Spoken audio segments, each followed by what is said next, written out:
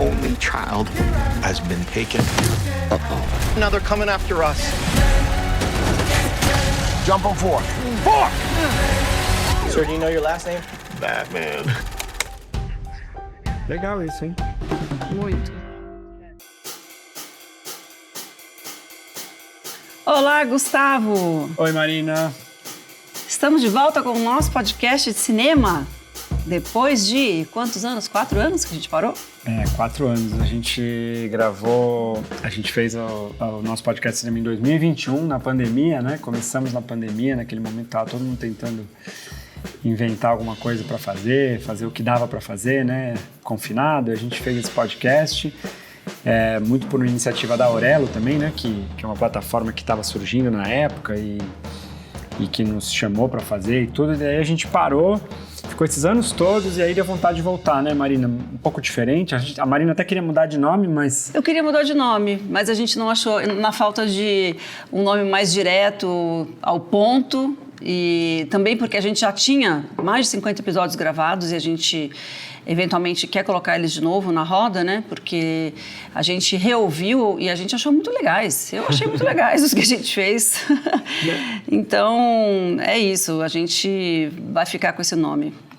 Por enquanto vamos ficar com esse nome, nosso podcast Cinema, e a gente vai, como a Marina acabou de falar, a gente vai colocar esses episódios novamente, né, em todas as plataformas. Hoje em dia a gente só tem um pedacinho que está em todas as plataformas, o resto dos episódios estão só na Aurelo, mas a gente vai agora aos poucos ir colocando de novo, porque são filmes clássicos, né, Marina? A gente fala ali de filmes que não envelheceram, ou melhor, envelheceram bem.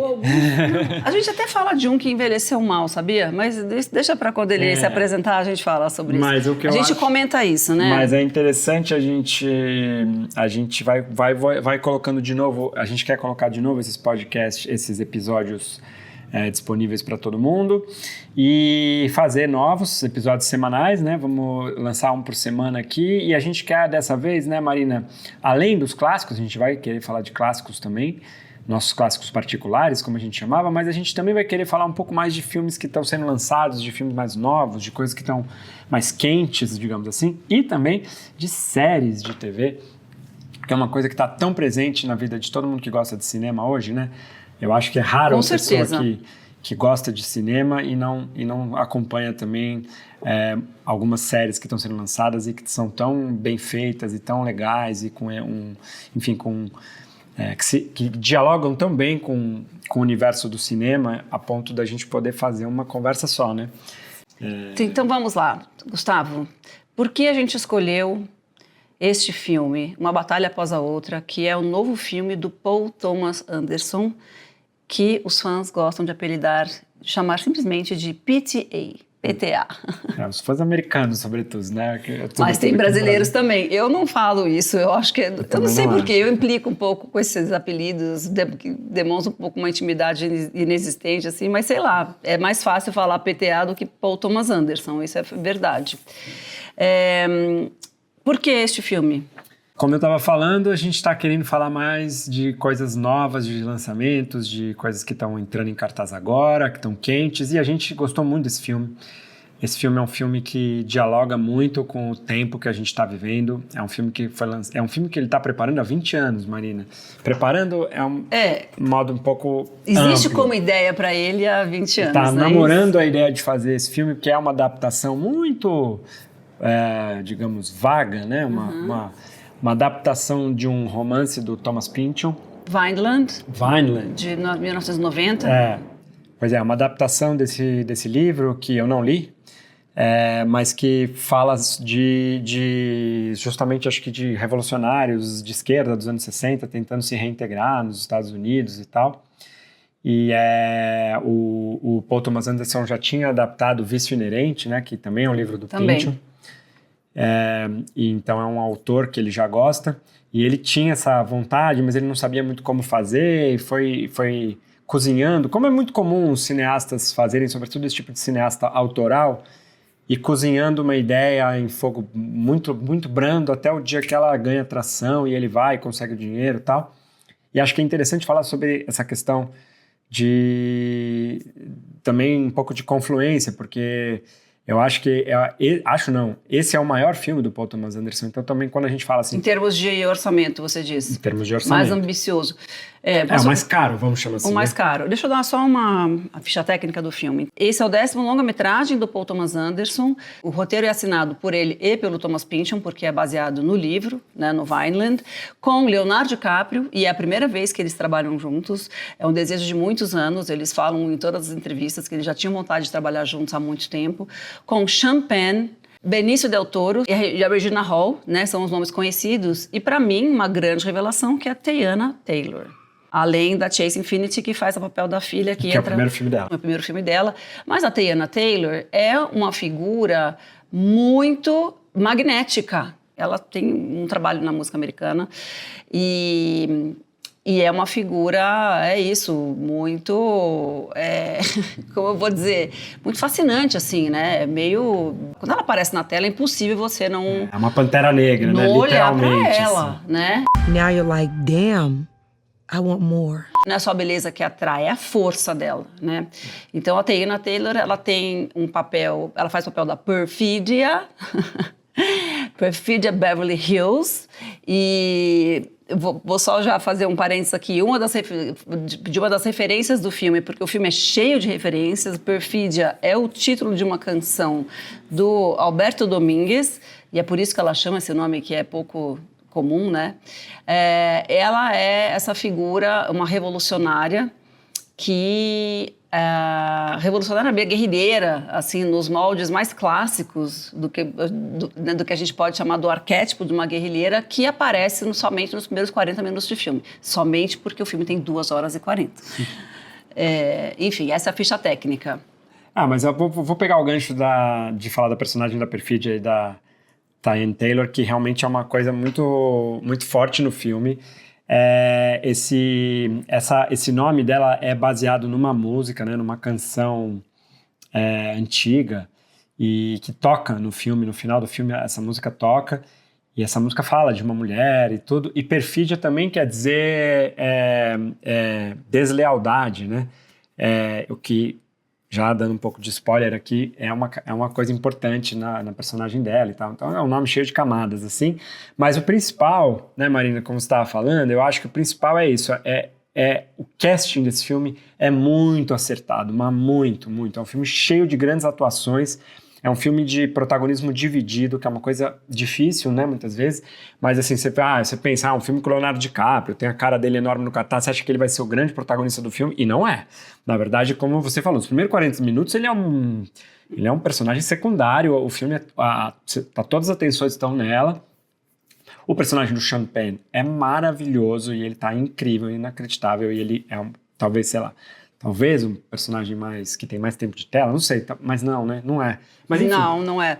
Não, mas o que é interessante, posso pegar esse gancho que você falou do Leonardo DiCaprio para dizer o seguinte, que o que eu achei mais interessante, uma das coisas que eu achei muito interessantes no filme é o fato de que o personagem do Leonardo DiCaprio, ele não é um herói, ele é um loser, né? Ele tá sempre, correndo atrás de alguma coisa que não foi ele que provocou, não é ele que quer fazer, ele tá sempre meio sendo carregado pelas circunstâncias, né? No começo, ele é, digamos assim, o plus one, né? O acompanhante da Perfídia, que é claramente a protagonista, né, a líder, uma pessoa muito central naquele grupo do French 75, em português teve tradução? França 75, French 75, né? Acho que sim. Ficou, aliás, parênteses, é outra referência que é um drink que era servido na época da Primeira Guerra Mundial, que está no Casablanca, dentro do bar do Humphrey Bogart, no Casablanca.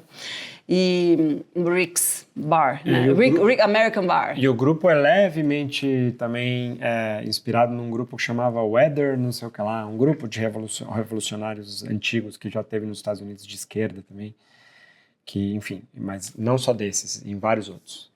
Enfim, então é isso. O Leonardo DiCaprio, esse personagem que está sempre sendo meio ele está quase que coadjuvante ali, né? Ele é carregado, ele está acompanhando a perfídia no começo do filme e depois ele é simplesmente levado pelas circunstâncias para buscar a filha dele quando toda a segunda parte do filme acontece, né? Nesse sentido é engraçado, porque o filme é um filme longo, 2 horas e 40. Mesmo assim, ele faltou tempo, parece, às vezes. Você pensa assim, quase que dava para fazer uma minissérie, porque o começo é muito acelerado. Ele vai, para ele montar aquele passado, porque a maioria do filme vai se passar 16 anos depois, né? Então, esse começo do filme é muito acelerado, o ritmo, cortes e eventos são muitos atentados que eles vão fazendo, o romance dela com o Leonardo DiCaprio já começa, você já vai pegando, ele já vai acelerando, daqui a pouco ela tá grávida, daqui a pouco ela tem uma filha, é muito rápido. E até você fica com vontade de querer saber um pouco mais dos personagens, né? Tem uns atores legais ali e que passam super rápido. Você achou as elipses muito rápidas? Achei muito bem feito, né? Mas é acelerado. Ainda bem que o filme não é daquele jeito o tempo todo. Eu acho que o filme acontece mesmo no sentido mais forte na segunda metade, quando ele tem um tempo mais de cinema, um tempo até mais coerente com a própria obra do Paul Thomas Anderson. O começo do filme é uma sucessão de explosões, assim, é muito rápido. Agora... Mas então, eu queria falar sobre isso, porque a gente estava conversando com um amigo que assistiu ao filme e eu ouvi esse comentário, né, dizendo, eu achei muito rápido, eu queria saber um pouco mais daquela história e tal. Para mim, ficou muito claro que aquele começo era uma introdução para o que seria a maior parte do filme, que você meio que sabe, nós como plateia, né, a gente já viu tantas histórias de amor e, enfim, que a gente meio que entende que aquilo lá, o que está acontecendo ali. Então, ele precisa passar por aquilo para contar pra gente onde que Leonardo DiCaprio chega 16 anos depois, ele, um pai solteiro, tendo que lidar com uma possível perseguição, né?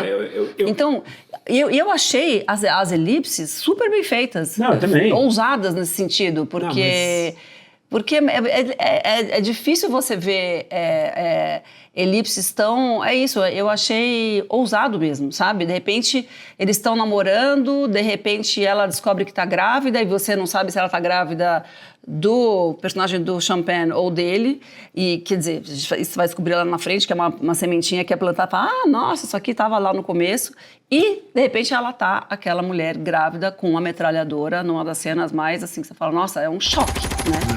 A mulher com aquela barriga, uma barriga de 8, 9 meses, entendeu? Uma metralhadora, disparando uma metralhadora num campo de guerra, né? Um campo de treinamento. Não, pois é, só pra deixar claro o que eu tô falando, eu acho bom o começo, tá? Não acho nada ruim. O que eu tô querendo dizer é que são 2 filmes em um. O que tá tudo certo. Eu acho que ele faz muito bem. O filme precisa daquele começo. Mas só para você ter uma, né, para exemplificar o que eu estou querendo dizer, o ritmo do filme é diferente, a energia do filme é diferente e o protagonista do filme é diferente. A gente acabou de falar, toda a primeira meia hora, 40 minutos que dura esse momento que é o passado, digamos assim, ele é protagonizado pela perfídia, totalmente. O Leonardo DiCaprio, o Champagne, tá todo mundo ali gravitando. À volta dela. Ela é aquele furacão, aquela Black Panther, aquela Pantera Negra revolucionária que por onde passa vai arrasando corações e ao mesmo tempo com essa energia. E é muito a energia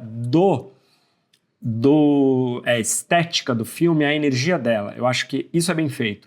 O Thomas Anderson, ele tem como todo bom cineasta, ele consegue fazer forma e conteúdo estarem conversando sempre muito bem. Então ali, no começo, quem manda é ela e o ritmo dela é aquele. O ritmo dela é acelerado, é elíptico, é misterioso e a gente fica com ela, de repente o filme muda. Mas como muda de protagonismo, ele muda de estilo.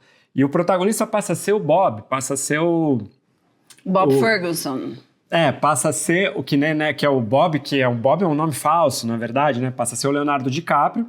E o Leonardo DiCaprio é outra energia. O Leonardo DiCaprio não tem a energia da perfídia e o filme muda de energia. É uma energia meio Big Lebowski. Exatamente, é totalmente Big Lebowski, ele com um roupão e meio stoned, né? Meio, fumando maconha. Chapadaço. Lá no sofá, daí ele recebe aquela ligação de que tá sempre ele vai ter fumando que... maconha e bebendo. Que ele vai ter que... É uma das cenas mais engraçadas. São duas, são maravilhosas, do filme, né? Que ele recebe a ligação de que ele... precisa fugir, dar no pé, desaparecer e que a filha dele foi sequestrada e que ele vai precisar ir atrás dela. E aí são cenas hilárias. Agora, o que é legal... Mas só para deixar eu terminar só esse raciocínio que eu estava fazendo, porque eu acho que é importante falar isso, que é o seguinte, que justamente o filme, como muda de protagonismo e o protagonismo passa a ser do Leonardo DiCaprio, que é o pai e tal, e que é o... toda a forma do filme acompanha essa mudança e o filme vira meio uma comédia. Claro que não, é um filme de ação também, mas não é só comédia. Mas o filme ganha elementos cômicos que não estavam presentes no começo. No começo você não fica dando risada a cada... Na segunda parte, tem uma quantidade enorme de momentos engraçados e não só do Leonardo DiCaprio, mas do próprio Benício Del Toro, de outros personagens, do próprio... Champagne fica mais cômico na segunda metade, bem que na primeira metade tem um momentinho também. Logo quando a primeira cena dele com a Teyana Taylor é muito engraçado. Mas é aquele engraçado, você fala assim, é um engraçado meio... Tenso. Você fala, gente, é isso mesmo que está acontecendo? Sim, mas não muda muito a minha tese aqui de que são duas... O filme tem... Quando muda o protagonismo, ele muda de forma, muda um pouco de formato, eu acho. E isso é muito legal. Eu acho que isso é um dos acertos assim, do filme, que é você, justamente essa mistura que ele consegue fazer de gêneros, né? Você vê que é um filme cheio de ação, sequências de ação super legais. Nossa, aliás. Super legais, muito bem feitas, muito bem filmadas. Não só legais, difíceis. Mas ele bebe numa tradição, eu acho, por exemplo... de humor e de inteligência dos melhores filmes assim, americanos do gênero. Assim. Até mesmo a gente já falou aqui no nosso podcast cinema do Intriga Internacional, do Hitchcock, né, que tem cenas também de ação, de perseguição, assim, e umas cenas engraçadas e uma coisa meio... Enfim, tem muitos outros exemplos. O próprio Tarantino é mestre em fazer isso, né? E o Paul Thomas Anderson os outros filmes dele não tem tanto isso, mas esse tem. Né? O personagem do Leonardo DiCaprio é muito engraçado. Eu acho que você tem razão. Eu acho que dos filmes do Paul Thomas Anderson, esse é o que tem a comédia mais evidente e mais sofisticada também. Porque uma coisa é você fazer uma comédia que é aquela coisa meio pastelão, meio óbvia, né? E eu acho que nesse filme ele consegue ter a elegância e a originalidade, que é uma coisa muito difícil também. Tanto, enfim... no cinema como um todo, como na comédia. É muito difícil você conseguir ser original e surpreender as pessoas pela coisa surpreendente, né? E isso ele consegue com certeza. E também fazer comédia com um assunto sério, porque, de novo, o filme é super engraçado, é super divertido, ele mistura a cena de ação com cena cômica, mas ele, na verdade, é um drama, ou um melodrama quase, falando de coisas super profundas, né? Que vão desde de questões políticas que estão, né, óbvias no filme, né, toda essa questão do sistema, a gente vai falar um pouco mais dessa questão política daqui a pouco, mas também tem as questões da relação de pai e filha, do que é uma paternidade, do que é realmente ser pai de alguém, no sentido, né, que não é o pai biológico que importa, é o pai que cria, e desse anti-herói, que é o Leonardo DiCaprio, que é um cara todo atrapalhado, mas que tem uma relação com aquela menina, as questões, o próprio personagem do Benício Del Toro, eu acho que é um cara, é uma espécie de outro tipo de figura paternal, que é o pai de todo mundo ali, é aquele cara que cuida daquele monte de gente, e que revela pra gente um outro jeito de fazer de ser antissistema, né? Porque o filme é muito sobre sistema e antissistema. Já estou falando da parte política aqui, mas... e eu acho que a gente vê os revolucionários mais clássicos ali do começo, a gente vê os os MAGA ali, os Ku Klux Klan, que a gente vai falar também daqui a pouco. Os supremacistas brancos. Supremacistas brancos e tal. E a gente vê esse tipo, o Benício Del Toro é um tipo de revolucionário diferente, mais humano, né? Que não tá ali fazendo a revolução, pegando em armas e explodindo banco, mas ele tá ajudando centenas de pessoas ali. De imigrantes, né? De imigrantes mexicanos, só que de um jeito muito pessoal. Tem uma cena maravilhosa no filme, que eu acho que talvez seja uma das melhores cenas do filme, longa, né? Que é quando ele se junta com o Leonardo DiCaprio. O Leonardo DiCaprio tá desesperado, precisa pedir ajuda para alguém, vai pedir para ele. E ele pega e começa a ajudar. E ele vai trazendo o Leonardo DiCaprio para dentro do rolê dele, que é muito louco, porque ele tem uma loja, atrás da loja ele chega tem um lugar que tem um monte de gente dormindo, aí ele passa por uma passagem secreta, chega numa espécie de prédio que tem um monte de apartamentos, e ele vai cruzando com pessoas e chamando aquelas pessoas pelo nome, perguntando quem tá, você vai meio que conhecendo aquele bando de gente que ele tá ajudando e que não para de ter gente, e você vê que ele tem uma relação muito pessoal com aquelas pessoas, não é que é um cara que tá ali só... Porque, por exemplo, no começo eles libertam aqueles imigrantes, mas é uma coisa, eles não tem ninguém ali individualizado, eles estão libertando o bando de imigrante. Você diz no começo, você diz dentro na primeira parte do filme, começa com a perfídia, com a French 75 libertando os imigrantes, sim. Esse é um dos temas centrais políticos do filme, né? A imigração. Que é o grande tema, né, da política... dessa questão da extrema-direita americana, né? Enfim. Eu diria que tem dois temas centrais, né? Que é os supremacistas brancos, né? E a imigração, que na verdade estão correlacionados. Mas é porque quando a gente fala dos supremacistas brancos, a gente também está falando de um racismo mais contra a população negra mesmo, porque tem a questão da perfídia ter um filho do coronel Lockjaw. Isso é spoiler, sim, mas é que... É isso, né? A gente está falando de um filme que está em cartaz. Então, e toda a questão deles, daquele grupo de supremacistas, é o fato de que um deles, um militar de confiança deles, eles usam um termo tipo, ele se sujou, uma coisa assim, ele está com o pau sujo, uma coisa assim, porque ele transou com uma mulher negra e tem uma filha negra. E aí o que eles querem é eliminar... Eles falam que é limpar a bagunça. Limpar a bagunça é um meu eufemismo para dizer matar todo mundo e acabar com as provas de que isso aconteceu no meio deles, né? Entre eles. Então, por isso que eu estava dizendo, que também tem a ver com racismo. Não somente com... Mas é tudo racismo, tudo né? racismo. Política de imigração é racismo, né? Racismo, mas um é um racismo...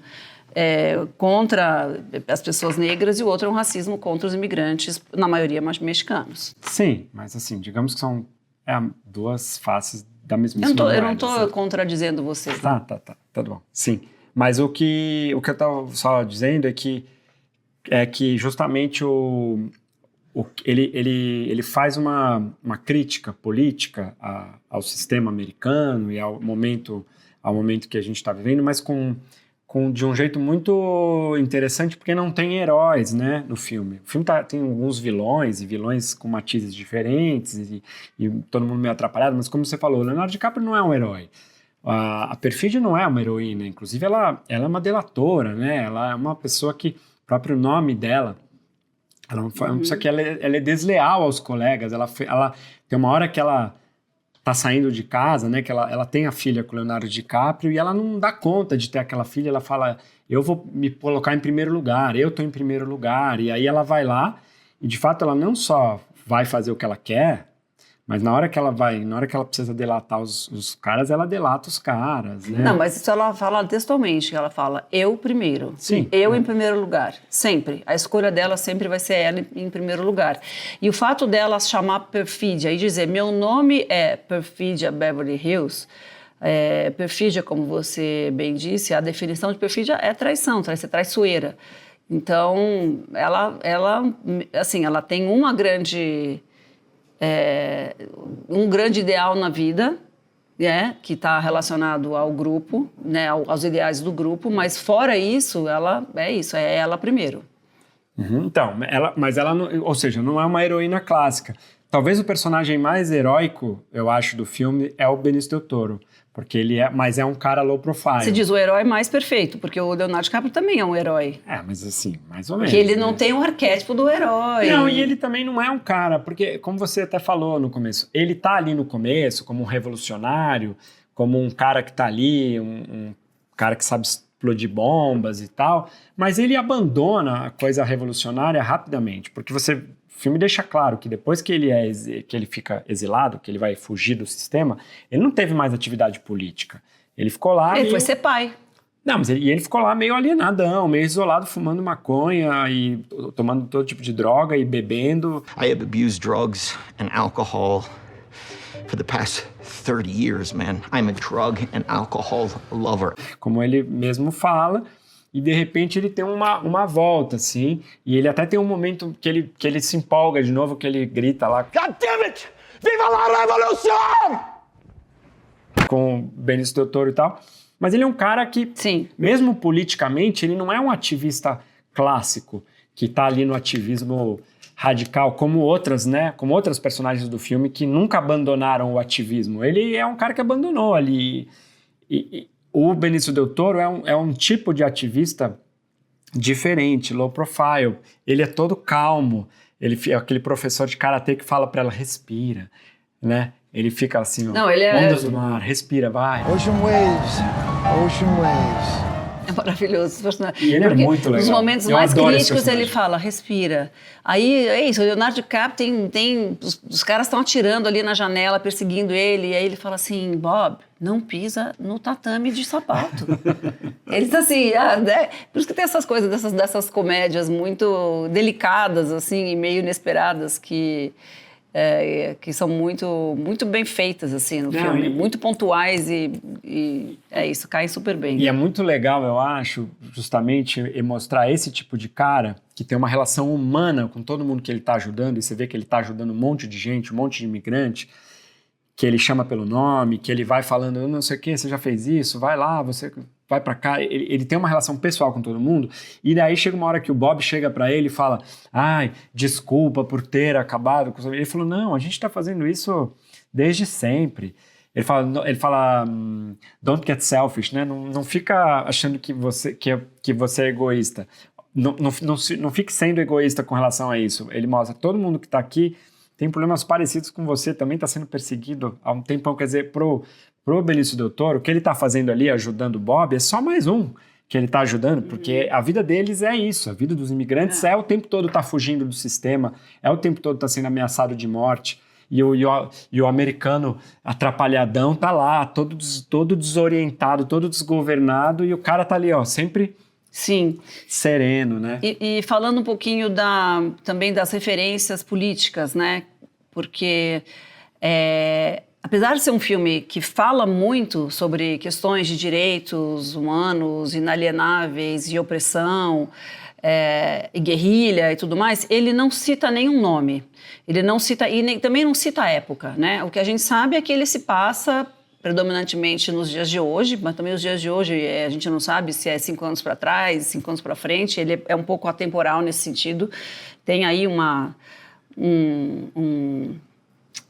range, como fala? Intervalo.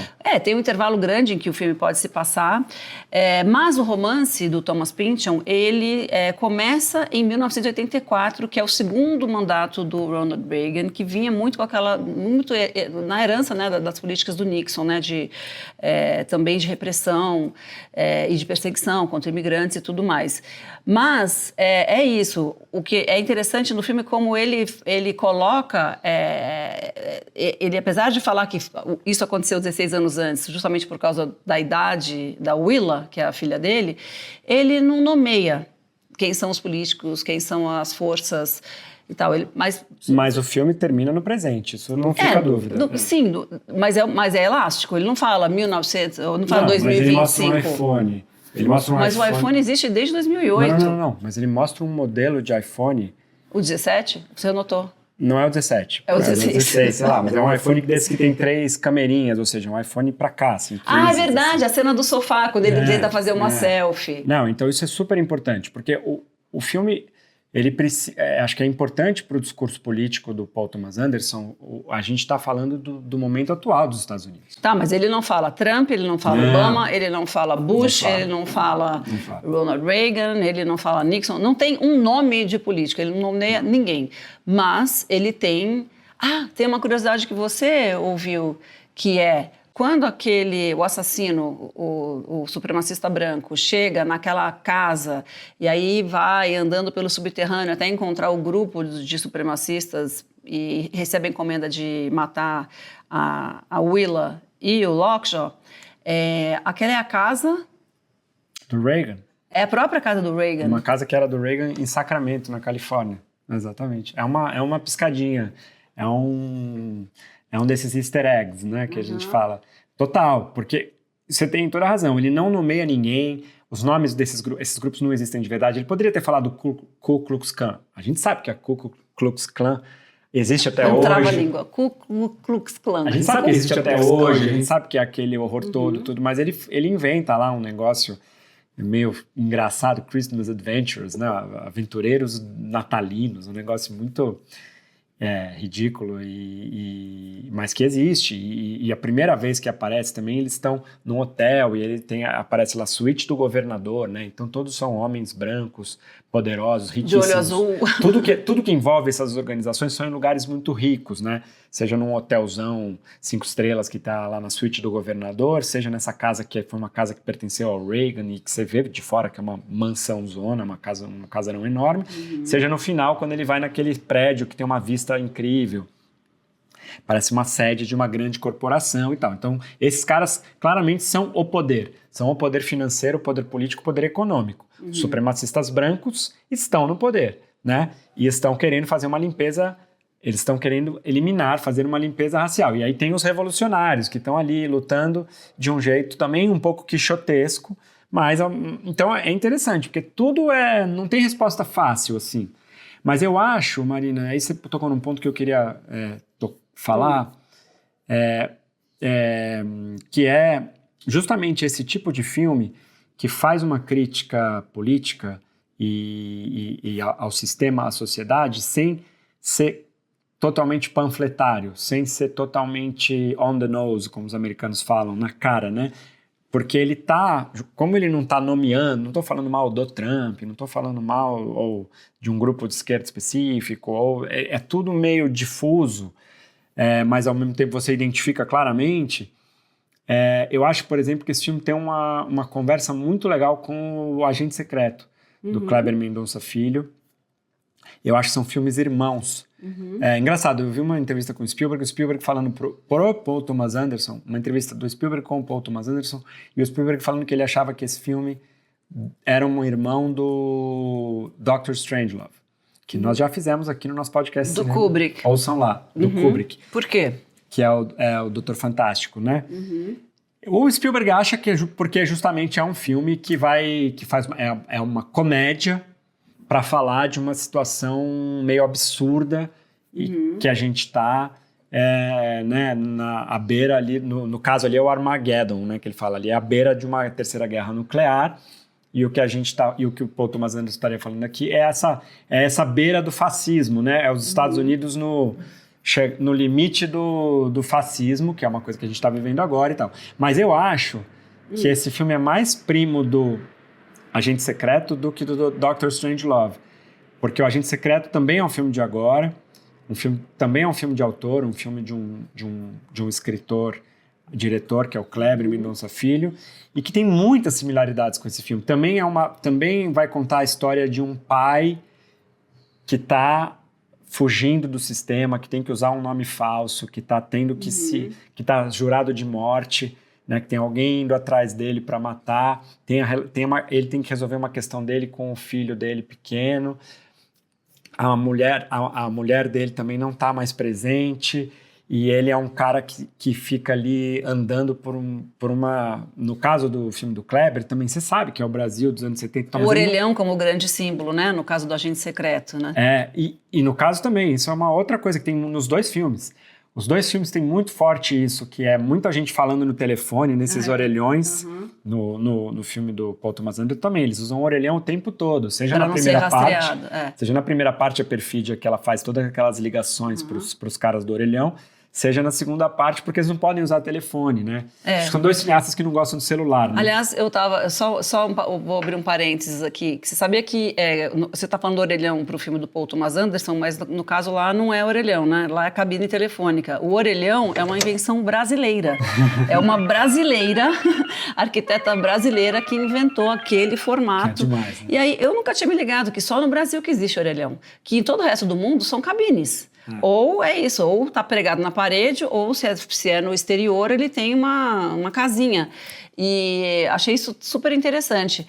E outra coisa que tem na questão da comunicação, no filme do Paul Thomas Anderson, é o celular 1G. Que a gente até esqueci que um dia existiu 1G. A gente agora fala de 3G, 4G, 5G. E aí eles têm essa maneira de se comunicar que são umas cenas hilárias, que é o Leonardo DiCaprio tentando conectar e carregar um celular 1G, porque não é rastreável. Why is this taking so long, for God's sake? Não, pois é, justamente, mas eu acho que é interessante isso, porque celular é uma coisa muito pouco cinematográfica, né? Porque o problema não é a pessoa falar no telefone. Falar no telefone é super cinematográfico. O problema escrever, é olhar pro celular. E hoje Quando em a pessoa dia, olha pro celular, ela baixa a cabeça, ela tira a cara da câmera. E aí você tem que ficar escrevendo na tela. E o olho da pessoa, assim, desconecta, né? Não combina com o cinema. A relação câmera-olhar e tal, com o telefone na orelha, ela funciona, né? O cara tá aqui, ele tá olhando, o olho dele tá na câmera, você tá vendo a atenção dele falar. Quando o cara tá no celular digitando, é horrível. Não, né? nada menos sexy para cinema do que... E aí a gente vê... coisinhas escritas na tela. Não, e hoje em dia problema, virou, né? virou uma muleta de linguagem, porque, é claro, você vai fazer, enfim, é isso, uma série sobre adolescentes, que está na Netflix. Não tem como você fugir disso, porque as pessoas se comunicam assim. Então, e até eu, como diretora, que até eventualmente faço esse tipo de direção para esse tipo de produto, né, digamos assim, eu tento evitar ao máximo, porque eu falo assim, gente, não tem nada mais chato do que você ficar vendo coisinha escrita na tela. Apesar de ser uma coisa contemporânea, apesar de ser uma coisa que fala muito sobre, né, nossos tempos e também a cabeça de como o jovem funciona, mas é isso. Esses dois filmes são um libelo contra a mensagem de celular. A gente comunica com palavras e voz e tem fala mesmo. Esse filme tem uma coisa super engraçada em relação a isso e divertida, que é isso. O Bob, que é super paranoico, né? O Leonardo DiCaprio, que é super paranoico, com razão e tudo, e sabe que os telefones são rastreáveis e tal, e ele proíbe a filha dele de ter celular. E ele acha que ele tá abafando e tal. E a gente acha que ela não tem mesmo. Ela fala que não tem, até você descobrir que ela... Não tem celular. Aí o policial interrogando os amigos dela, falando assim, então ela é a única jovem americana da história desse país que não tem celular? E os caras falam, E a gente acredita. Só que não. Só que não, e aí toca. Hashtag SQN, né? Toca, só e aí, putz. Não. E é o que dá a pista pro Sean Penn, pro Lockjaw chegar lá. E aí tem uma coisa ainda por cima no final. Que erro, tá vendo? Não, e termina com eles finalmente podendo ter celular. Porque, né, acabou aquela ameaça, porque o Lockjaw morreu e tal. E aí eles pegam a última cena é ela olhando no iPhone, que eu acabei de falar aqui, um iPhone recente, sei lá, que número 15, sei lá. E o Leonardo DiCaprio também tentando olhando, fazer só uma que não selfie. sabe. Ele fala, como é que eu faço esse negócio aqui? E a filha dele sabe exatamente. A filha, obviamente, sabe como mexer no celular perfeitamente, e ele não. E ele é aquele Big Lebowski que não sabe nada. Mas, não falamos aqui de uma coisa importantíssima desse filme, né?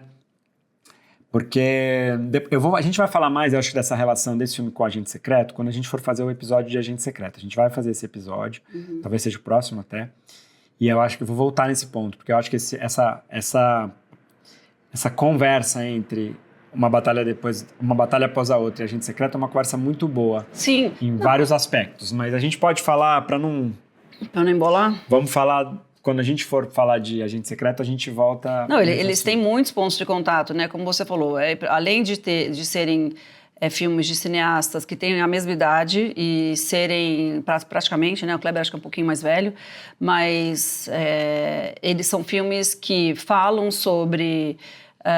tem uma coisa política importante, né? E também uma outra coisa que eles têm em comum, porque eles são diretores cinéfilos, eles têm muitas referências cinematográficas. Sem dúvida. E aí, queria só citar mais uma referência que está numa batalha após a outra, que é a Batalha de Argel. Não por acaso tem batalha, né, em todas as línguas, na verdade. O título original da Batalha de Argel é La Batalha de Argeli, Algeri, sei lá, que é do Dilo Pontecorvo, esse filme de 66. E é um filme também que fala da colonização francesa na Argélia, da resistência e tudo mais, que, claro, conversa muito com a história ia falar do agente secreto, de uma batalha após a outra, mas também do agente secreto. Então, é isso, assim, são cineastas que eles têm essa voz autoral muito forte, mas também fazem reverência, além de referência, fazem uma reverência aos mestres que os inspiram. Porque o cinema tem muito disso, né? Os cineastas, em geral, os artistas como um todo, mas os cineastas especialmente, eles se inspiram muito nas obras uns dos outros. E o Paul Thomas Anderson, se você pegar a filmografia dele, ele não só não esconde, como ele tenta homenagear ou reverenciar os mestres dele, né?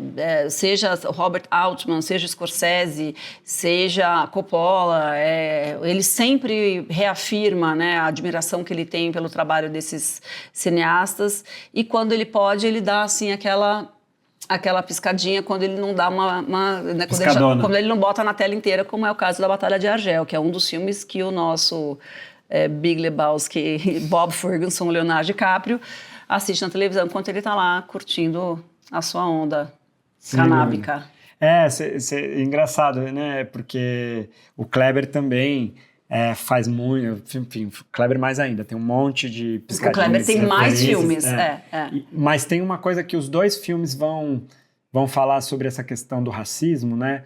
De um jeito muito particular, localizado, que eu acho super interessante também, que é o seguinte: o Paul Thomas Anderson é um cineasta americano, até o americano, autor americano, né?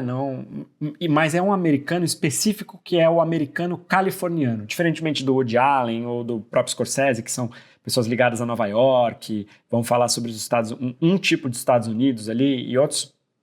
O Paul Thomas Anderson é um cara de Los Angeles, que nasceu lá, morou na Califórnia a vida inteira, já fez 1000 filmes falando sobre muitos aspectos da Califórnia, mora ali perto da sua irmã, né, Maria? Studio City. Então, ele é o rapaz do Vale, né? Porque o Los Angeles é uma cidade, enfim, explicando um pouquinho, que ela é muito extensa. É uma cidade muito grande, muito extensa, tanto que é isso, assim, você não planeja ir para Santa Mônica e depois para Hollywood, Studio City no mesmo dia, porque você vai ficar no trânsito 3 horas. É um monte de cidade pequena conectada por Meio estradas, que isso, né? meio freeways, que por freeways. Então, um monte de subúrbio conectado.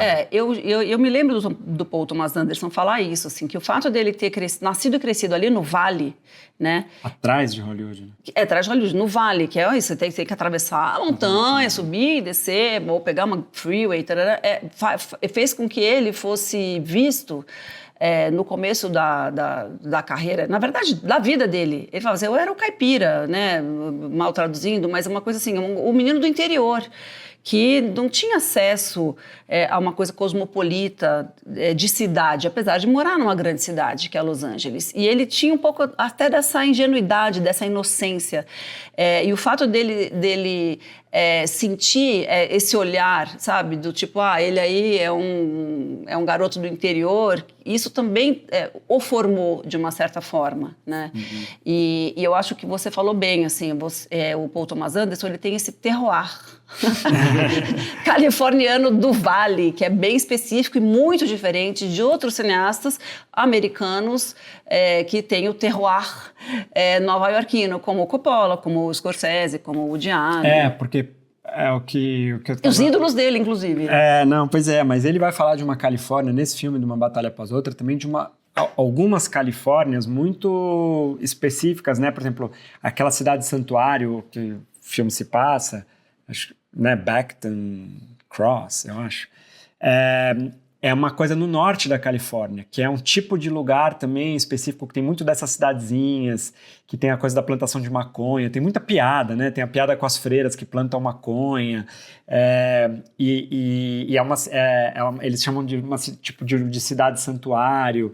Enfim, tem todas umas referências ali, a relação com os mexicanos, depois tem as cidades de fronteira, que é El Paso, que não é exatamente Califórnia, mas que é, enfim, conectado com esse mundo, o deserto, para onde o filme vai depois, o Sacramento, né, onde tem a casa do Reagan lá, porque também a Califórnia a gente tem os hippies, tem os ex-revolucionários, tem os mexicanos, tem um monte de gente, mas tem os supremacistas brancos estão lá também.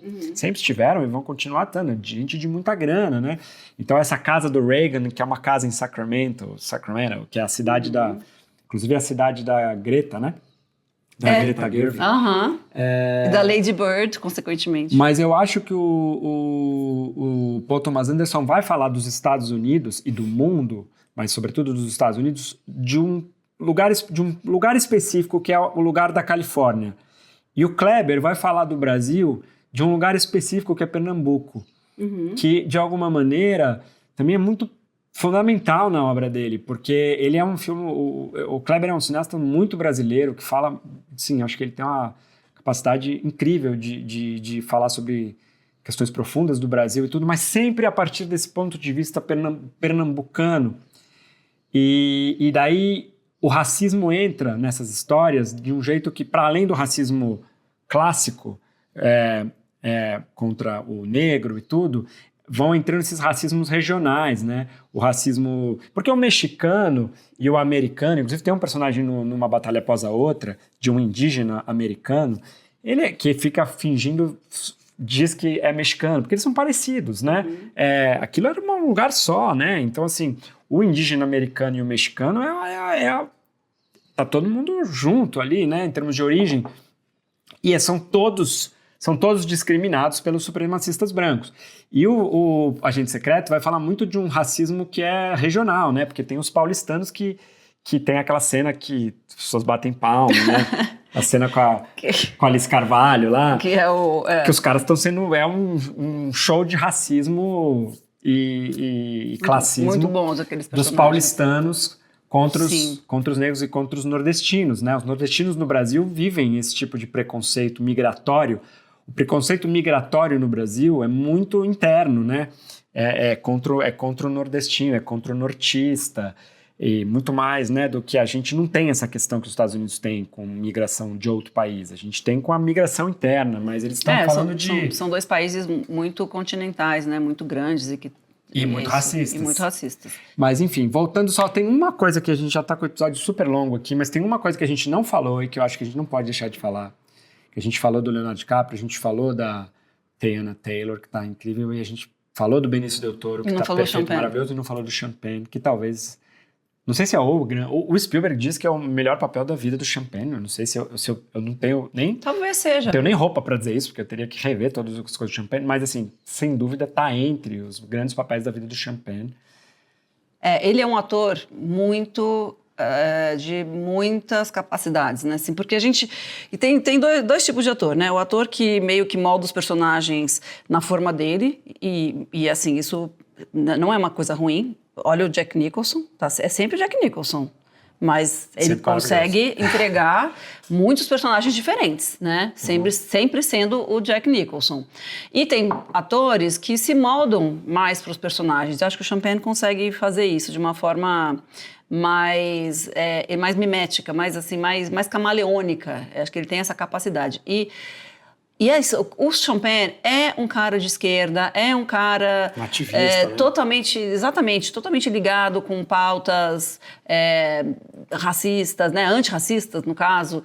E ele é a gente sabe que na vida real ele é o anti-Coronel Lockjaw, né? Isso por inúmeros exemplos que ele já deu na vida e tudo mais. Então, ele, ao encarnar esse papel desse cara, que é um supremacista branco... O sonho dele é ser um supremacista branco aceito, né? Exatamente, tadinho. Porque ele, na verdade, ele tem uma tara por mulheres negras, né? Ele tem uma tara na Teyana Taylor e tal, só que o sonho dele é ser aceito como um supremacista branco. Inclusive, aquela cena inicial do filme, né? Quando quando ela consegue, como fala, quando ela consegue subjugar ele, né? Assim, pegar uma arma e ela poderia matar o cara, mas não. O que acontece ali? Ali você tem 400 anos de opressão, né? Enfim, você pode falar de história, né? Das mulheres negras sendo oprimidas pelos homens brancos e sendo objetificadas e sendo estupradas e tudo mais. Então, aquela cena era uma cena muito importante e muito interessante de ver como que o Paul Thomas Anderson traz essa questão para os dias de hoje, né? Enfim, mas por que eu estou falando dessa cena? A gente está falando do Champagne, mas tinha um raciocínio que eu queria terminar, a gente pegou esse desvio e agora eu não sei mais o que falar. Não, só para dizer isso, que ele está muito bem nesse papel e que é um papel que é muito anti o que ele é na vida real. Então, e ao mesmo tempo... Mas que ele faz com uma verdade. Você fala, meu Deus, você acredita perfeito. que ele é aquele... É um Popeye, né? Parece o Popeye, porque sabe aquele personagem que ele tem os braços inchados, assim? Eu não sabia que o Champagne tinha um braço daquele jeito, assim. É só músculo, né? Não, ele se cuida desde sempre. Mas é que mais do que se cuida, né? É um bíceps enorme com umas veias. Eu não sei se tem maquiagem ali ou se ele é Não, tão acho que ele forte deve ter assim. dado uma bombadinha pra fazer o filme, né? Mas ele é um Popeye, né? Porque, inclusive, esse nome é muito bom. Lockjaw é tipo um trava-queixo, né? Um trava-mandíbula. Só que além de soar muito bem, Lockjaw, ele tem essa coisa do ele é um Lockjaw. Travadão. Ele é um travadão, né? Ele anda, travadão, ele anda igual ele anda igual o Popeye, com aqueles bração de Popeye, assim, né? Ele é um Popeyezão, assim, com aquele cabelo. Então é uma caricatura. E quando a Willa, né, a filha, quando ela tira sarro dele, você vê que aí tem toda assim, né, toda aquela homofobia ridícula, ela fala assim, por que você usa essa blusa tão apertada? É muito engraçado aquilo, né? E o cara veste a carapuça, né? Não, e como que eles... isso que o filme faz de muito legal, assim, como é que ele consegue tirar sarro dessas pessoas e se mostrar o ridículo do que o homofóbico, ou do que o supremacista branco ou do que... só de colocar um personagem que se sujeita ao ridículo sozinho, né? Ele cai no ridículo sozinho, então... Não, e é essa coisa que alguns diretores, o Tarantino também faz isso super bem, né? Que é de você humanizar e ridicularizar o vilão. Então ele é um vilão, óbvio, ele é o grande vilão do filme, mas ele é super humano, ele é super intenso, ele é super carismático e ao mesmo tempo ele é ridículo, né? Em tantas cenas, e ele ele fica ridicularizando o Lockjaw muitas vezes, mas ele nunca chega a perder. É parecido com o que o Tarantino faz com o personagem nazista lá do Christoph Waltz no Bastardos Inglórios, que é assim, aquele cara que é um mega vilão, mas é carismático. É caricatural, é carismático e é humilhado, é engraçado. Né? Não, e é engraçado, né? É humilhado. porque tem uma cena, que é a cena final dele, do Colonel Lockjaw, né? O Champagne, quando ele está sendo interrogado pelos supremacistas brancos, ele está já desfigurado, né? Porque ele sofreu uma tentativa de assassinato, não morre, e aí ele vem desfigurado, é até aflitivo de ver aquela cena, mas ele tentando se explicar para aqueles caras. Você dá pena dele. Não, e é muito extrema-direita, né? Não, só que dá pena estupro dele. Reverso. Estupro reverso. Não, fora o absurdo da... É muito extrema-direita. Estupro reverso, racismo reverso, eles amam esse negócio. São conceitos, assim, que você fala, nossa, realmente tem gente que... A cara de pau da pessoa de falar aquilo. Mas, sobretudo, a interpretação dele... Aí você vê a diferença de um ator que não julga o personagem. Ele não julga o personagem. E aí é que está a grande diferença. Muitas vezes a gente percebe que os atores... falam né? Leem os diálogos e interpretam, mas elas têm um quê de julgamento. E o Champagne está ali entregue naquele papel. E você acredita que aquele homem teve aquela cara de pau de falar aquilo e que ele acredita naquilo. Ele é tão burro, ele é tão... Não, ele não acredita porque ele viveu a cena, ele sabe que não foi aquilo. Não, o personagem, eu estou falando do Lockjaw naquele momento, você não enxerga o Champagne fazendo aquele personagem. Você enxerga um homem falando um absurdo daqueles, mas acreditando naquela bobagem toda que ele está falando. E você sente quase pena dele. Eu senti pena naquele momento. Então, eu acho que é isso, assim, isso que é uma interpretação bonita de se ver. É quando, por mais abjeta que seja a fala ou o personagem, o ator consegue ir lá entregar com integridade. Não, só para conectar com isso que eu não queria perder, isso é uma coisa muito interessante do Paul Thomas Anderson. Pesquisando esse filme, a gente descobriu, né, Marina, que é justamente a relação dele com os atores, né? Ele tem uma abertura muito grande. Ele é um cara que escreve os próprios roteiros, que tem um domínio muito grande da história, dos personagens. Aqueles personagens já estavam ali no roteiro dele, mas ele conta como cada um daquelas grandes pessoas do elenco, como ele se abriu para que aquelas pessoas trouxessem coisas delas para aqueles personagens, né? E é o caso, claro, do Champagne.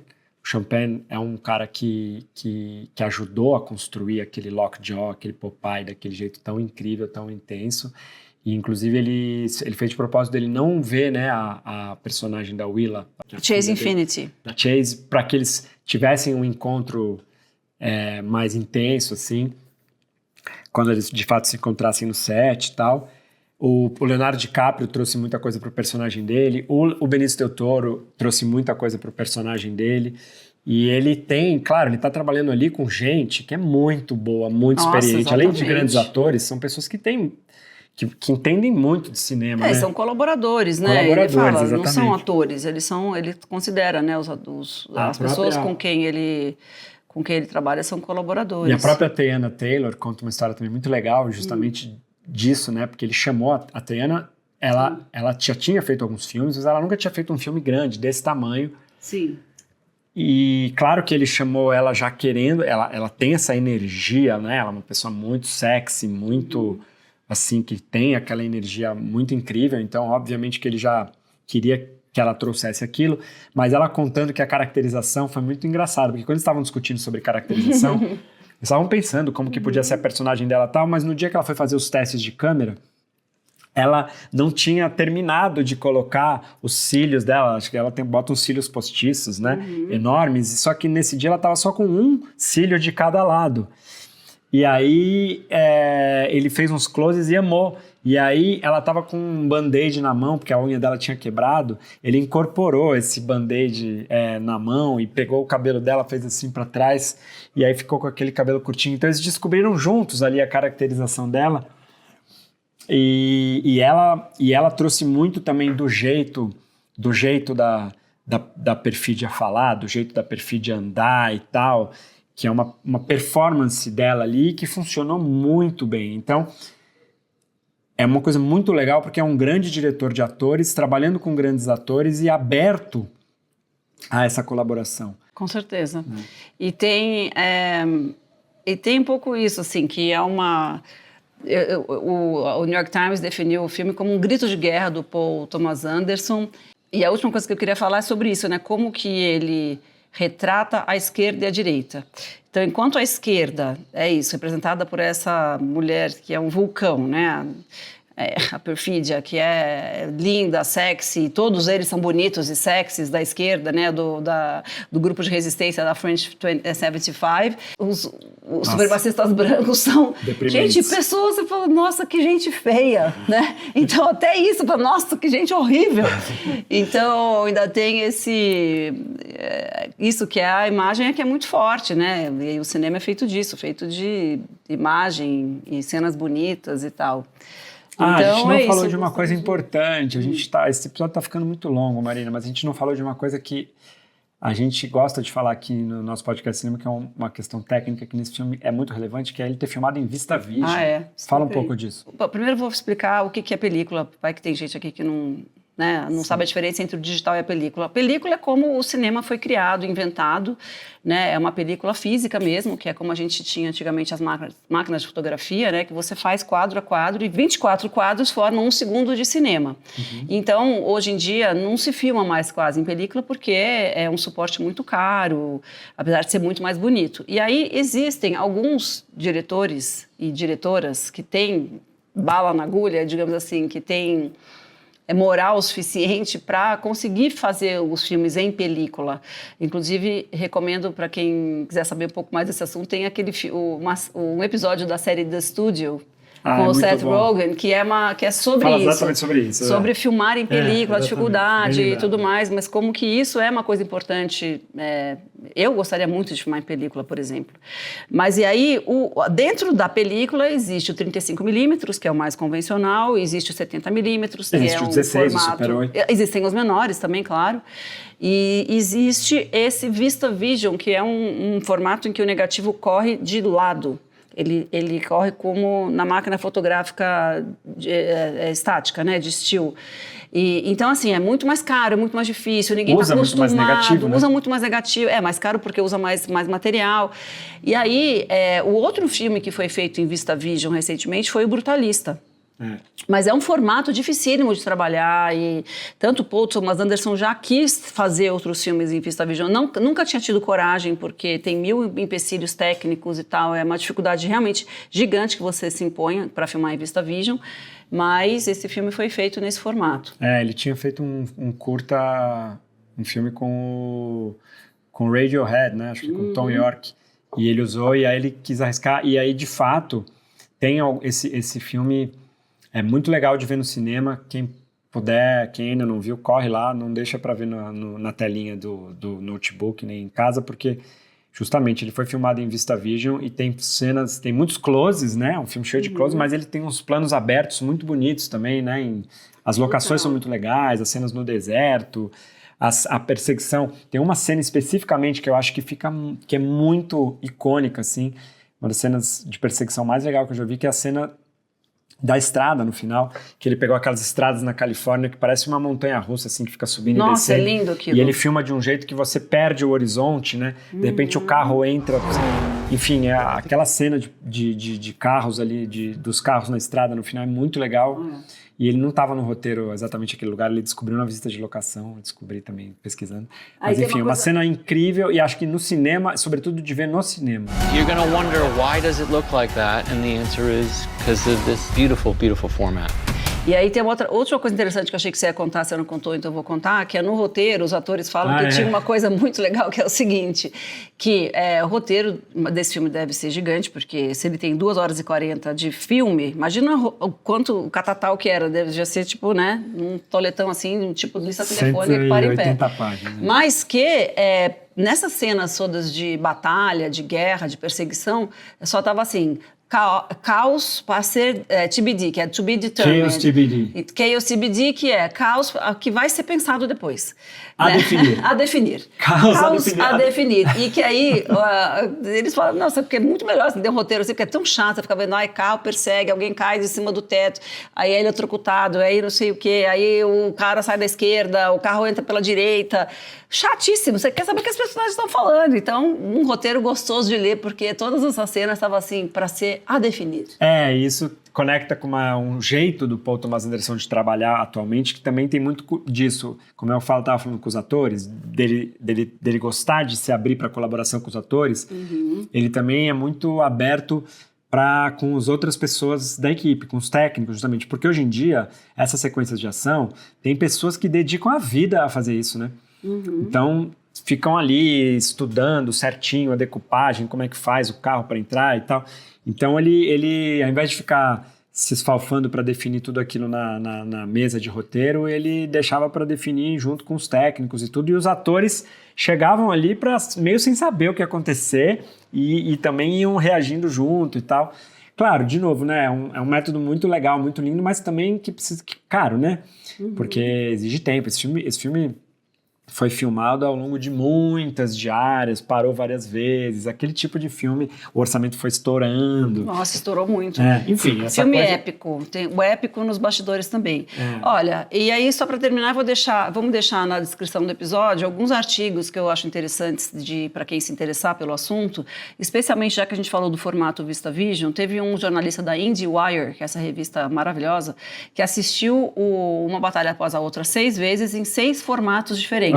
Nossa. Ele viu em VistaVision, no IMAX 70mm, no IMAX normal, em Dolby, em 70, em DCP, enfim, aí ele descreve. É interessante, eu vou deixar esse link para para os aficionados. Então chega, Marina, já falamos muito, vamos Falamos parar muito, por aqui. foi episódio de estreia, espero que Reestreia. vocês não se assustem com o tamanho deste episódio, ele foi um pouquinho mais longo, a gente promete ser mais conciso nos próximos, né, Gustavo? Pois é, então é isso, a gente precisa falar antes da gente terminar totalmente, a gente precisa falar também da importância de quem gostar do nosso podcast, de nos apoiar para a gente poder continuar existindo.